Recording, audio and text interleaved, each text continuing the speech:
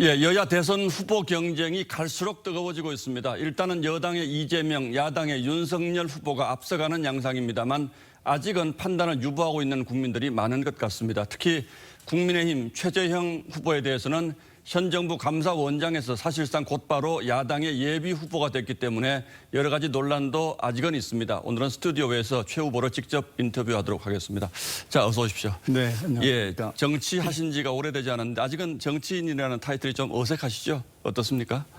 이제 익숙해지려고 열심히 노력하고 있습니다. 예, 감사원에 계시다가 뭐 사실상 곧바로 입당을 하셨는데 당으로 가시니까 가장 뭐 곤혹스럽다 그럴까 당혹스럽다 그럴까 그런 순간들이 좀 있습니까? 어떻습니까? 뭐 당에 들어갔다고 해서 그렇게 특별히 곤혹스러운 건 없었습니다. 예, 그러시군요. 예, 조금 전 말씀드린 것처럼 현직 감사원장에서 사실상 곧바로 야당 후보가 된 데 대해서는 여전히 좀 설명이 필요한 부분이 있는 것 같습니다. 출마 선언을 하시면서 나라가 무너지는 것을 두고 볼 수 없었다 이런 표현을 쓰셨는데 그렇게 생각하시게 된 결정적인 계기가 있었습니까? 나라가 무너지는 것이 한두 가지 원인은 아닙니다. 예, 제가 가장 걱정했던 거는 우리 정치가 예, 그야말로 내전적인 분열 상태에 있다. 예. 정치적인 유불리에 따라서 내 편 가르기 해서 예.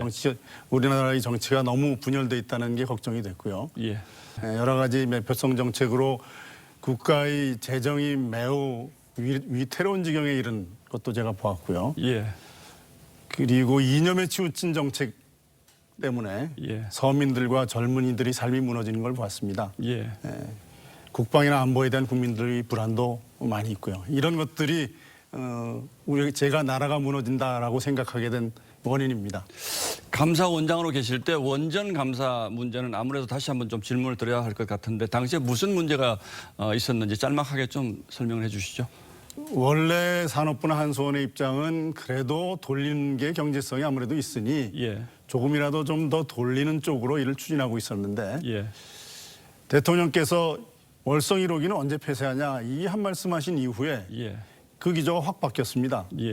그 이후에 발전 단가, 원전 발전 단가를 조작하면서까지 무리하게 원전이 경제성이 없다, 월성 원전이 경제성이 없다라는 그런 결론을 내고 무리하게 조기 폐쇄 결정을 한, 즉시 중단 결정을 한 것이 문제입니다. 예. 자, 그 장면 때문에 이제 우리 최재형 감사원장님이 국민들에게 상당히 인상적인 모습으로 다가왔는데 그렇다고 하더라도 제가 보기에 그것이 곧바로 대통령을 내가 해야 되겠다는 생각으로 이어지는 것은 좀 그렇게 자연스럽게 느껴지지는 않습니다.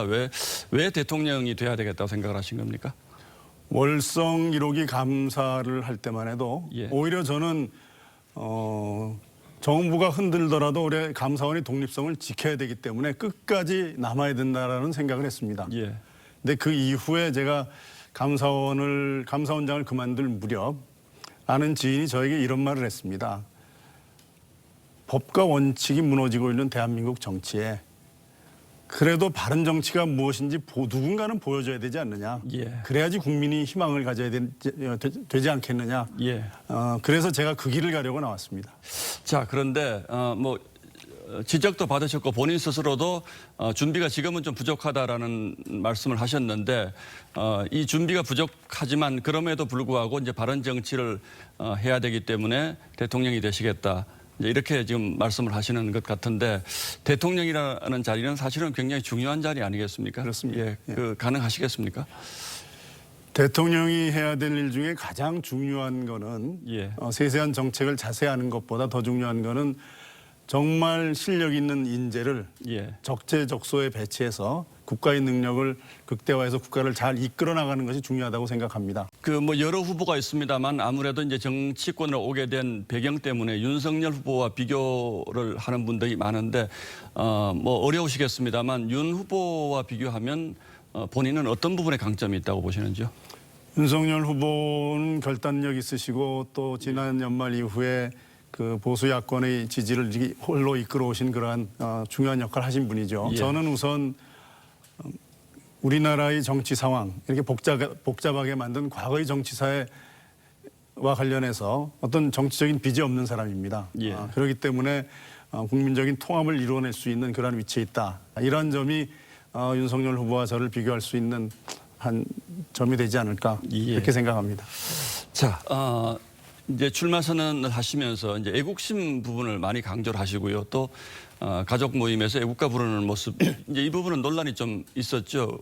뭐 애국가 부르는 거 당연한 일입니다만은 또 어떤 분들은 좀 자연스럽지 않게 느꼈다는 분들도 있습니다. 어떻게 생각하십니까? 네, 사실 그 장면이 우리나라에서 그렇게 흔히 볼 수 있는 장면은 아니죠. 예. 사실 애국이라는 게 뭐 애국가를 열심히 부르는 것이 애국은 아니지 않습니까? 예. 예, 국민 각자가 자기가 서 있는 곳에서 자기 일을 열심히 하는 것, 그게 바로 애국이고, 예. 저는 뭐 저희들이 이런 가족들이 전부 다 모여서 애국가를 부르는 그러한 사진 때문에 좀 불편하신 분이 있다면 그럼 생각이 좀 다를 뿐이지 나라를 사랑하는 마음은 다 똑같다고 생각합니다. 예. 많은 분들이 최재형 후보께서 대선 출마 선언하시면 금방 지지율이 확 올라갈 것이다 이렇게 말씀들 하셨는데 저희가 보기에는 생각만큼 그렇게 지지율이 빨리 오르지는 않는 것 같습니다. 앞으로 지지율을 좀 올리기 위해서 어떤 전략을 생각을 하십니까?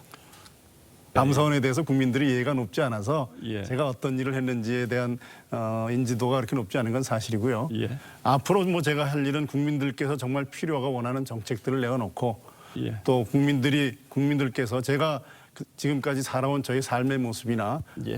제가 직무 수행하면서 보였던 그런 모습들을 보여드리면은 국민들께서 저에 대한 인지도도 높아지실 것이고 뭐 그에 따라서 지지도도 조금씩 높아지지 않을까 기대하고 있습니다.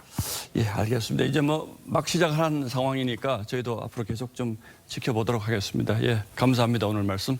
네,